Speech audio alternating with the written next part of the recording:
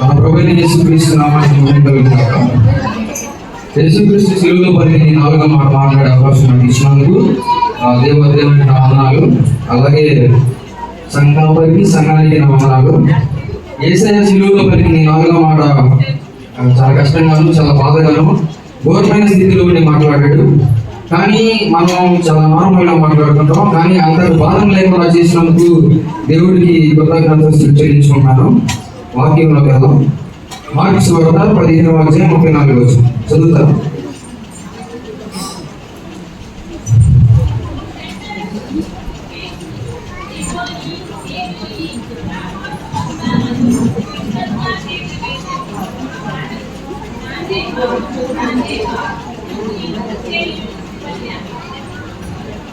ఇక్కడ కుమారుడు అడుగుతున్నాడు, నా దేవా నన్ను ఎందుకు విడిచిదని. నిజంగా కుమారుని తన తండ్రి విడిచిపెట్టాడు. ఒకసారి వాక్యం తిందాం. ఆదికాండం 3:6.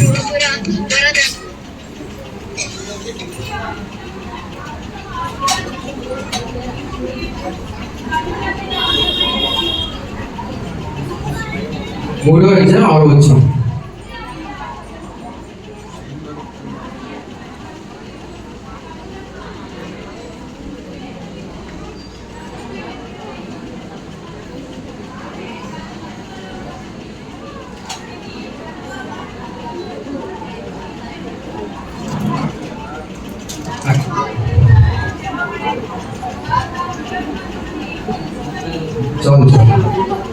ఇక్కడ దేవుడికి కుమారుడికి ఒక చిన్న మాట జరిగింది, ఎడబాటు జరిగింది. ఎడబాటు అంటే సపరేషన్. ఇక్కడ ఆదాము అవ్వ పాపం చేశారు. పాపం చేయగానే దేవునికి మనుషులకి ఎడబాటు వచ్చింది.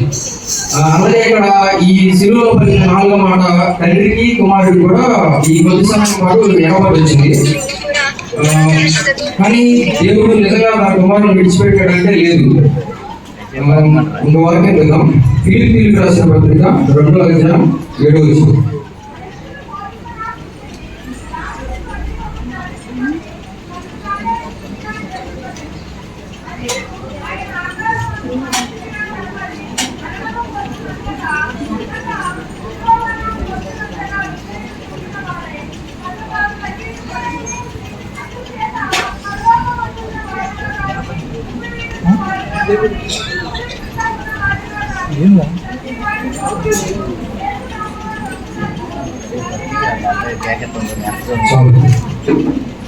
ఇక్కడ మనందరికీ తెలుసు, ప్రభువైన యేసుక్రీస్తు ఈ లోకానికి ఒక సాధారణ మనిషిగా వచ్చాడు కన్యక మరియ ద్వారా. అందుకే శిలువపై ప్రభువైన యేసుక్రీస్తు ఉన్నప్పుడు ఎందుకు దేవా నా చేయి విడిచిపోని ఒక సాధారణ మనిషిలాగా అడుగుతున్నాడు. అదే కానీ అక్కడ ఉన్న వాళ్ళు కొంతమంది తను రక్షించుకోలేడా అని చెప్పేసి ఆలోచించారు. ఇది ఎక్కడ జరిగిందంటే కీర్తనల గ్రంథం 22:1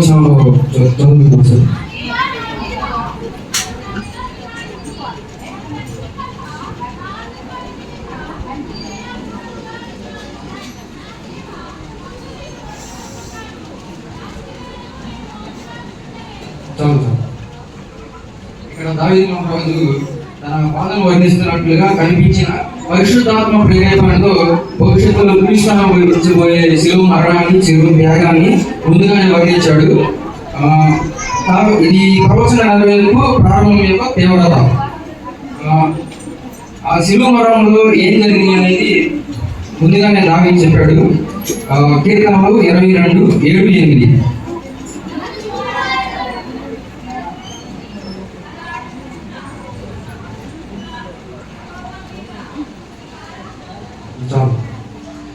ఇక్కడ ఉన్న వాళ్ళు దేవుడు శిలువ పైనప్పుడు అక్కడ ఉన్న వాళ్ళు కొంతమంది అపశీలించున్నారు. అలాగే 16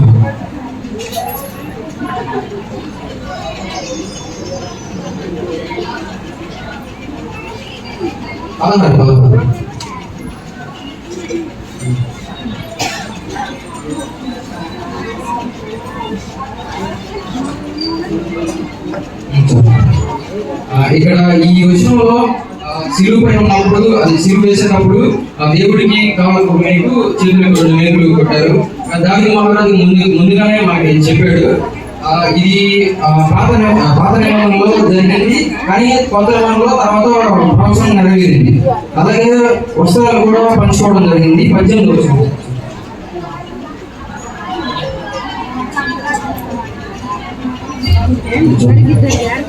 ఈ 18వ వచనంలో కూడా యేసుక్రీస్తు అంగీలు చీట్లు వేశారు. కానీ ఈ 22వ అధ్యాయం చివరికి రక్షణతో ముగుస్తుంది. అందువల్ల పూర్తిగా నిరాశ కాదు, కానీ విమోచన మరియు విజయంలో భాగం. ఇవన్నీ సిలువలో యేసులో నెరవేరాయి. పాప భారం ఆయన పడిన క్షణం యేసే మన పాపంతో తనపై తీసుకున్నాడు. దేవుడు పవిత్రుడు కదా, పాపంతో ఏ సహవాసం లేదు. అందువల్ల ఆ క్షణంలో యేసు మన స్థానంలో నిలబడి శిలువ మరణం పొందాడు. వాక్యం చూసి 2 కొరింథీయులు 5:21.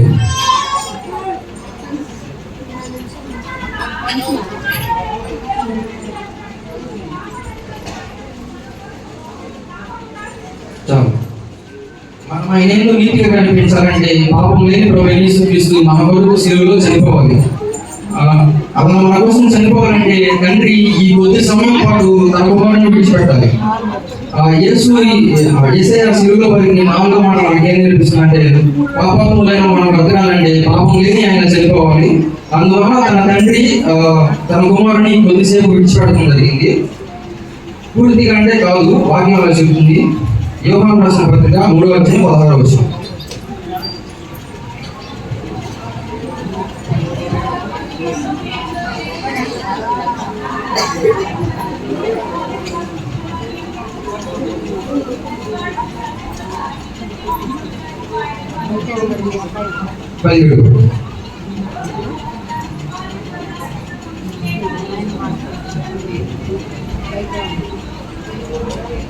మనం చూస్తున్నాము, ఆ తండ్రి మాత్రం ఆ కుమారుని పూర్తిగా విడిచిపెట్టలేదు.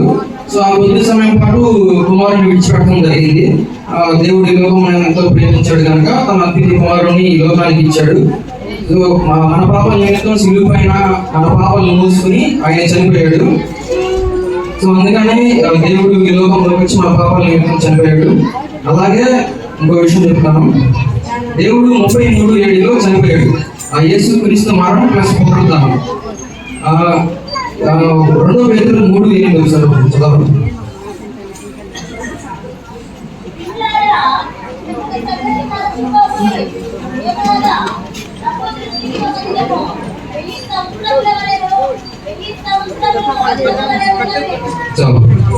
దేవుని దృష్టిలో ఒక దినం అంటే 1000 సంవత్సరాలు. అలాగే ఇప్పుడు 2 రోజులు అంటే 2000 సంవత్సరాలు. 2000 సంవత్సరాలు ఇప్పుడు పూర్తయి 2000 సంవత్సరాలు దేవుడు చనిపోయిన 33. ఈ 2033 7 సంవత్సరాలు శ్రమలు కాదు. 7 సంవత్సరాలు తీసేస్తే 2026 వస్తుంది. నా అంచనా ప్రకారం ఈ 26లో దేవుడు రాక వస్తుంది. ఇంకా ఎవరైనా సిద్ధపడలేదో సిద్ధపడండి. దేవుడి కొద్దిమాట గురించున్నాడు. ఆమేన్. హల్లెలూయా. 4వ మాటలో మాట్లాడిన నీకెల్లా దేవుడు దీవించును గాక. నా ప్రియగా